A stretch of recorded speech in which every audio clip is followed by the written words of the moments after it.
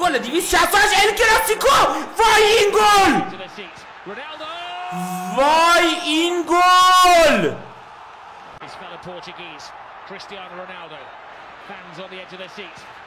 خیلی سوپره این گل. نگاه کن چه پایی عوض کرد. پیکه قشنگ عروسک خیمه شب بازی رونالدو بود. همونورم راموس پیکه جز بهترین دفاع تاریخ نیست، ولی راموس بعد مالدینی به نظر من بهترین دفاع تاریخه. اول مالدینیه، بعد دیگه راموس، کارناوارو، بکنبایر، اینا هن.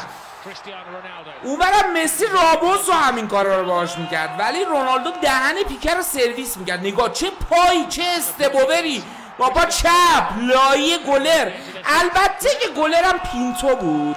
پینتو خیلی خوب نه حاجی. بارسلونا هیچ وقت گلر خوب نداشته. یوونتوس دینوزوفو داشته، بوفونو داشته، میلان دیدارو داشته، چلسی پیتر چکو داشته، آرسنال دیوید سیمنو داشته، یونایتد اشمایکلو داشته، فندرسارو داشته، بایر مونیخ الیور کانو داشته، نویرو داشته حاجی، رئال کاسیاسو داشته. بارسا هیچ وقت گلر خوبی نداشت خدایی. اصلا یه گلر خوب نداره این تیم. پشمام ریخته. مگه میشه؟